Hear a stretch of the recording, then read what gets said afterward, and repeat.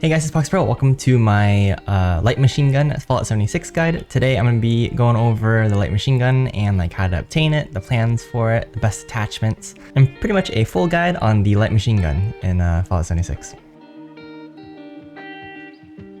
So first off, I want to go ahead and go over how to actually obtain the weapon. You can get the weapon plan several different ways. Most of it is by chance from these options right here. So you can grind treasure maps. There's a really low chance that it can be awarded from daily ops if you're level 30 to level 49.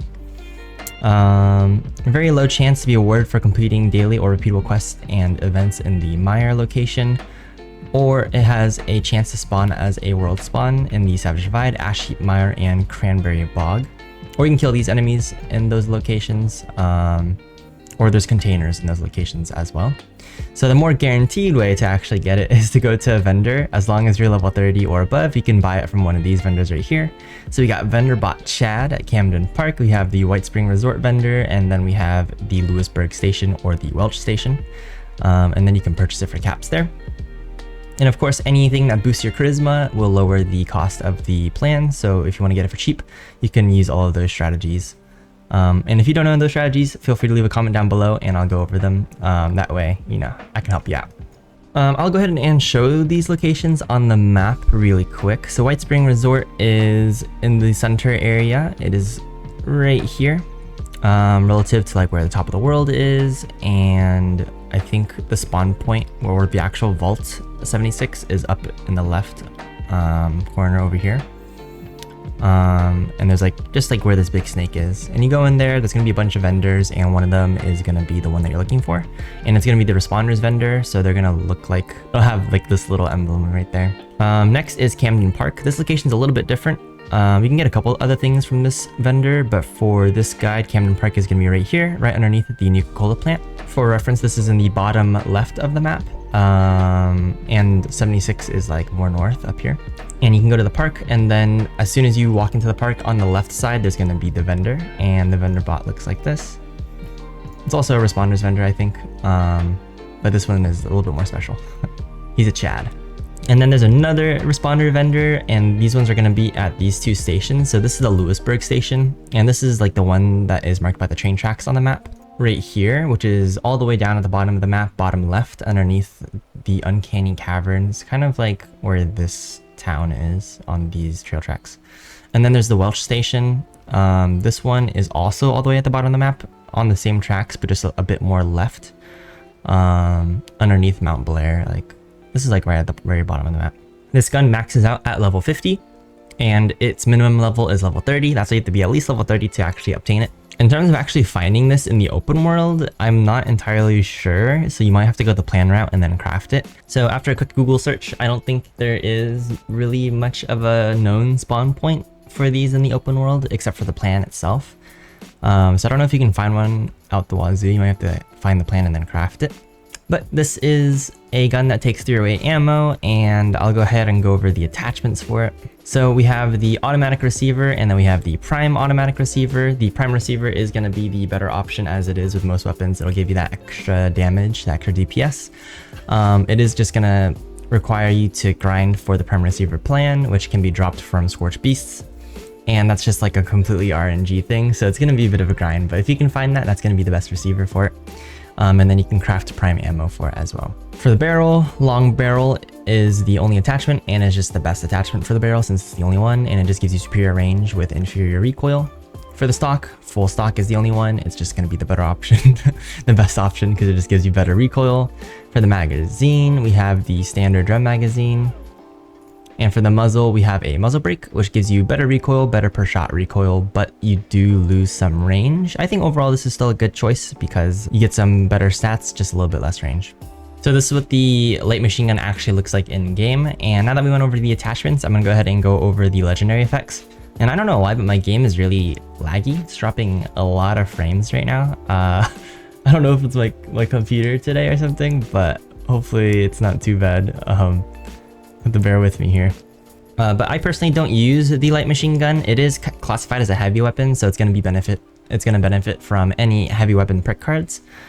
It is, I think, the heavy gun with the most DPS out of all the other heavy guns, as far as I remember, but I haven't played it in a little bit, so I don't know if the meta has changed or if there's been some buffs.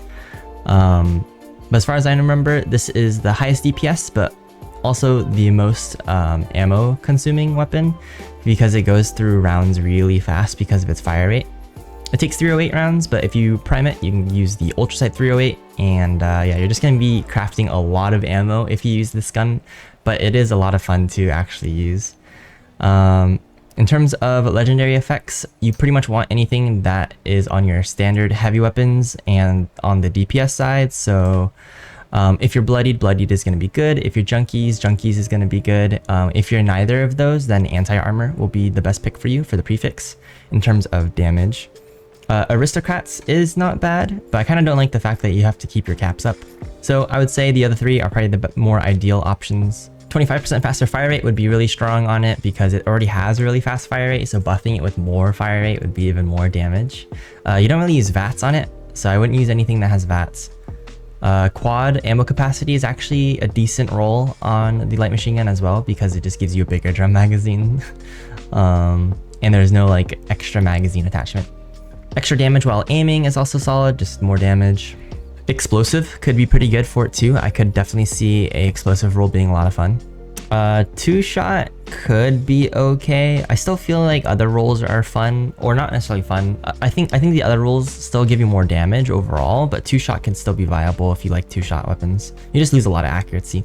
Vampires could be really good on it because you would pretty much like not die because of how fast it shoots. It'll heal you really, really fast. So that could be like a fun life-saving weapon just to sustain you. It is a heavier weapon, so reduced weight could be nice so that you can carry it around. But if you're using like the heavy weapon perk bare arms, then you probably don't really need that. I think and you know, you could probably squeeze out more damage instead of doing reduced weight. Overall, I think that is pretty much the best legendary effects that I would put on there. If you're looking for like the most DPS ever, it would probably be like a bloodied, anti-armor, or junkies depending on your build with faster fire rate, because those two rolls right there are just gonna be like maximum damage, and then the third one can be a bit more optional. I would do a weapon demonstration, but my game is extremely laggy today for some reason, and I also don't have much ammo. So no weapon demo for this video, but if it is really requested, then maybe I can show it on stream sometime. And then perk cards really quickly, I'll go over. It is a heavy weapon, so any heavy weapon perk cards that go with it. So you have all of your usual strength heavy gunner cards, bare arms works with it. One that's really good is stabilized, so if you combo with power armor, then your gun will then your light machine gun will ignore 45% armor at max rank, which is really good. So imagine this plus anti-armor, or this plus like bloodied or junkies. You're going to be doing a lot of damage when you're in power armor and using this combo. Adrenaline is always good for just like most builds regardless of like weapon type, and then same thing with bloody mess. One gun army helps this gun stagger and cripple. And then we also have glow sight, which is good against glowing enemies, and you can also use the other one, which is good against bugs if you want, which is exterminator. Those are good for like general builds. There's also tenderizer, I guess, which works with this. And yeah, that's pretty much it for this video, guys. I hope you enjoyed. If you have any questions, comments, or concerns, please let me know in the comment section below. But otherwise, until next time.